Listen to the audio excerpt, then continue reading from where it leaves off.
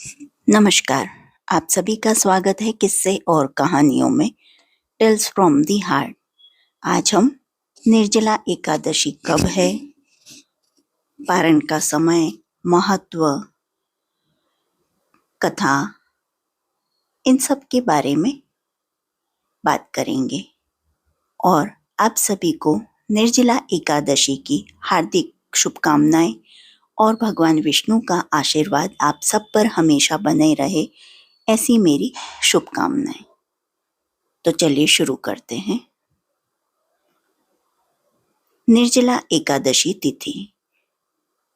निर्जला एकादशी 2025 में 5 जून को मनाई जाएगी। इस बार एकादशी तिथि 6 जून को सुबह 2:15 बजे यानी 2:15 से शुरू होगी और अगले दिन सुबह यानी कि 7 जून को 4:47 तक रहेगी। धार्मिक ग्रंथों के अनुसार जब एकादशी तिथि 2 दिनों तक पड़ती है और दोनों ही तिथि उदया तिथि का संयोग बनाता है, तो गृहस्थ जीवन जीने वाले भक्तों को पहले दिन यानी 6 जून को व्रत रखना चाहिए। यहाँ पे मैं आपको बताऊंगी कि किन किन चीज़ों का दान पुण्य करना चाहिए या घर में लानी चाहिए। कामधेनु गाय। सनातन धर्म में गाय को माता और कामधेनु का दर्जा दिया गया है, जो सभी मनोकामनाएं पूरे करने वाली मानी जाती हैं। निर्जला एकादशी के दिन घर में कामधेनु गाय की मूर्ति या चित्र लाना अत्यंत शुभ माना जाता है। मान्यता है कि इससे घर में सुख समृद्धि आती है और आर्थिक संकट दूर होते हैं। इस दिन गाय को हरा चारा दान करना भी पुण्यदायी होता है। तुलसी का पौधा। तुलसी को हिंदू धर्म में पवित्र माना गया है और इसे माता लक्ष्मी का स्वरूप माना जाता है। निर्जला एकादशी के दिन तुलसी का पौधा घर लाएं और इसे घर के पूर्व या उत्तर पूर्व दिशा में लगाएं। इस दिन तुलसी की पूजा करें और साथ ही घी के दीपक जलाएं। तुलसी मंत्रों का जाप और परिक्रमा करने से घर में सकारात्मक ऊर्जा बनी रहती है। मोरपंख। मोरपंख को सनातन धर्म में शुभ और श्री कृष्ण का प्रतीक माना जाता है। निर्जला एकादशी के दिन मोरपंख घर पर लाकर इसे मंदिर में रखें। यह वास्तु दोष को दूर करता है और घर में सौहार्द बनाए रखता है। अगर घर में लंबे समय से कलेश या नकारात्मकता है तो मोरपंख लाना विशेष लाभकारी होता है। इसे भगवान विष्णु को अर्पित करने के बाद पूजा स्थान पर रखें। इससे भगवान की कृपा बनी रहती है। एकादशी का पारण। एकादशी का पारण द्वादशी तिथि पर करना चाहिए। ऐसे में निर्जला एकादशी व्रत का पारण 7 जून को किया जाएगा। व्रत का पारण करने का शुभ मुहूर्त दोपहर 1:44 से लेकर शाम 4:31 तक रहेगा। निर्जला एकादशी व्रत पारण की विधि। द्वादशी तिथि पर सुबह जल्दी उठें और स्नान करने के बाद सूर्य देव को अर्घ्य दें। मंदिर की सफाई करने के बाद पूजा की शुरुआत करें। देसी घी का दीपक जलाएं और भगवान विष्णु की आरती करें। मंत्रों का जाप और विष्णु चालीसा का पाठ करें।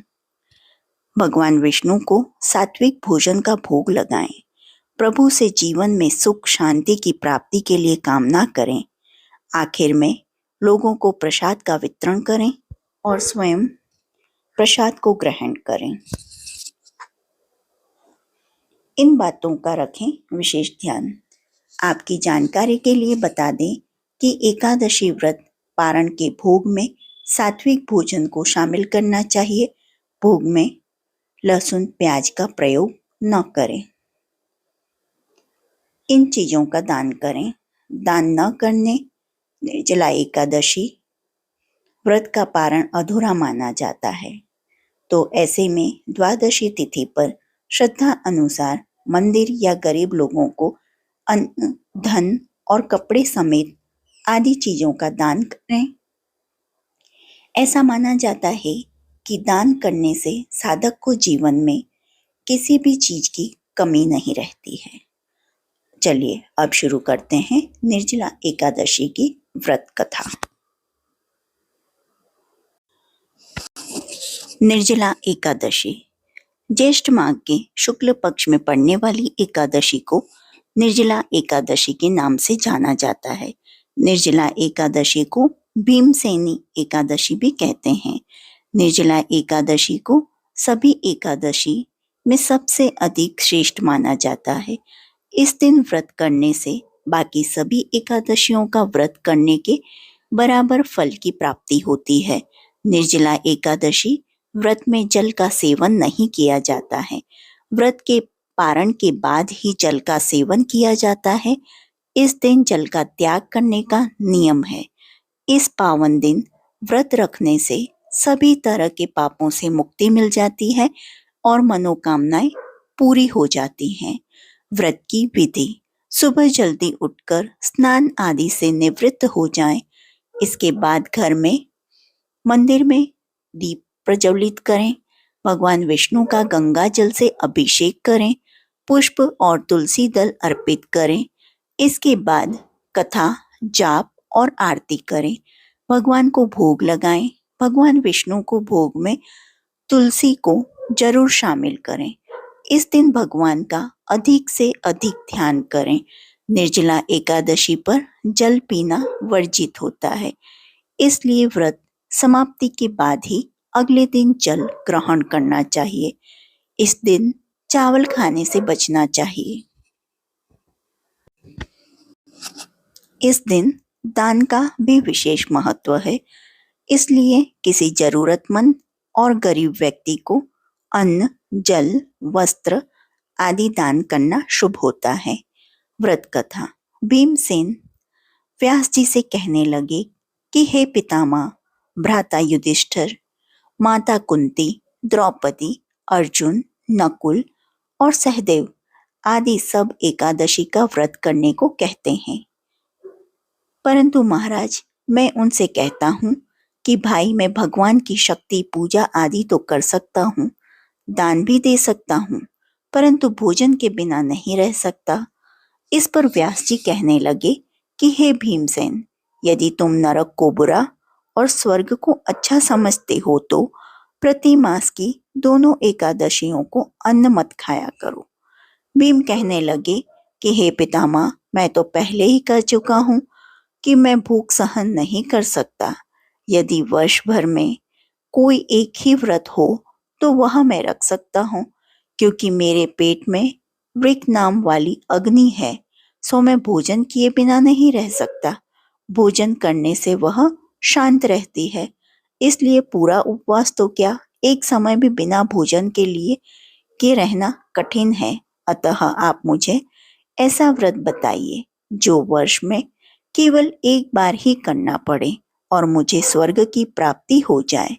श्री व्यास जी कहने लगे कि हे पुत्र, बड़े बड़े ऋषियों ने बहुत शास्त्र आदि बनाए हैं, जिनसे बिना धन के थोड़े परिश्रम से ही स्वर्ग की प्राप्ति हो सकती है। इसी प्रकार शास्त्रों में दोनों पक्षों की एकादशी का व्रत मुक्ति के लिए रखा जाता है। व्यास जी के वचन सुनकर भीमसेन नरक में जाने के नाम से भयभीत हो गए और कांप कर कहने लगे कि अब क्या करूं? मास में 2 व्रत तो मैं कर नहीं सकता। हाँ, वर्ष में एक व्रत करने का प्रयत्न अवश्य कर सकता हूँ। अतः वर्ष में एक दिन व्रत करने से यदि मेरी मुक्ति हो जाए तो ऐसा कोई व्रत बताइए। यह सुनकर व्यास जी कहने लगे कि हे वृषभ और मिथुन की संक्रांति के बीच ज्येष्ठ मास के शुक्ल पक्ष की जो एकादशी आती है उसका नाम निर्जला है। तुम उस एकादशी का व्रत करो। इस एकादशी के व्रत के स्नान और आचमन के सिवा जल वर्जित है। आचमन में 6 मासे से अधिक जल नहीं होना चाहिए, अन्यथा वह मद्यपान के सदृश हो जाता है। इस दिन भोजन नहीं करना चाहिए क्योंकि भोजन करने से व्रत नष्ट हो जाता है। यदि एकादशी को सूर्योदय से लेकर द्वादशी के सूर्योदय तक जल ग्रहण न करें तो उसे सारी एकादशियों के व्रत का फल प्राप्त होता है। द्वादशी को सूर्योदय से पहले उठकर स्नान आदि करके ब्राह्मणों को का दान आदि देना चाहिए। इसके पश्चात भूखे और सत्पात्र ब्राह्मण को भोजन कराकर फिर आप भोजन कर लेना चाहिए। इसका फल पूरे 1 वर्ष की संपूर्ण एकादशियों के बराबर होता है। व्यास जी कहने लगे कि हे भीमसेन, यह मुझको स्वयं भगवान ने बताया है। इस एकादशी का पुण्य समस्त तीर्थों और दानों से अधिक है। केवल एक दिन मनुष्य निर्जल रहने से पापों से मुक्त हो जाता है। जो मनुष्य निर्जला एकादशी का व्रत करते हैं उनकी मृत्यु के समय यमदूत आकर नहीं घेरते, वरन भगवान के पार्षद उसे पुष्पक विमान में बिठाकर स्वर्ग को ले जाते हैं। अतः संसार में सबसे श्रेष्ठ निर्जला एकादशी का व्रत है। इसलिए यत्न के साथ इस व्रत को करना चाहिए। उस दिन ओम नमो भगवते वासुदेवाय मंत्र का उच्चारण करना चाहिए और गौदान करना चाहिए। इस प्रकार व्यास जी की आज्ञा अनुसार भीमसेन ने इस व्रत को किया। इसलिए इस एकादशी को भीमसेनी या पांडव एकादशी भी कहते हैं। निर्जला व्रत करने से पूर्व भगवान से प्रार्थना करें कि हे भगवान, आज मैं निर्जला व्रत करना चाहता हूँ। दूसरे दिन भोजन करूँगा। मैं इस व्रत को श्रद्धा पूर्वक करूँगा। अतः आपकी कृपा से मेरे सब पाप नष्ट हो जाएं। इस दिन जल से भरा हुआ एक घड़ा वस्त्र से ढककर स्वर्ण सहित दान करना चाहिए। जो मनुष्य इस व्रत को करते हैं उनको करोड़ों पल सोने के दान का फल मिलता है। और जो इस दिन यज्ञादि करते हैं उनका फल तो वर्णन ही नहीं किया जा सकता। इस एकादशी के व्रत से मनुष्य विष्णु लोक को प्राप्त होता है। जो मनुष्य इस दिन अन्न खाते हैं वे चांडाल के समान हैं। वे अंत में नरक में जाते हैं।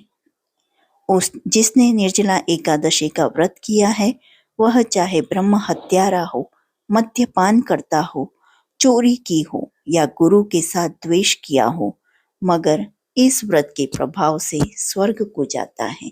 हे कुंती पुत्र, जो पुरुष या स्त्री श्रद्धा पूर्वक इस व्रत को करते हैं उन्हें अग्नि लिखित कर्म करने चाहिए। प्रथम भगवान का पूजन, फिर गौदान, ब्राह्मणों को मिष्ठान व दक्षिणा देनी चाहिए तथा जल भरे कलश का दान अवश्य करना चाहिए। निर्जला के दिन अन्न, वस्त्र, उपहान यानी कि जूती आदि का दान भी करना चाहिए। जो मनुष्य भक्ति पूर्वक इस कथा को पढ़ते या सुनते हैं उन्हें निश्चय ही स्वर्ग की प्राप्ति होती है। बोले एकादशी की जय। जो आपको यह वीडियो पसंद आई हो तो please like, share and subscribe करें और कमेंट बॉक्स में एकादशी की जय जयकार अवश्य करें। देखने के लिए धन्यवाद। जय हिंद, जय भारत।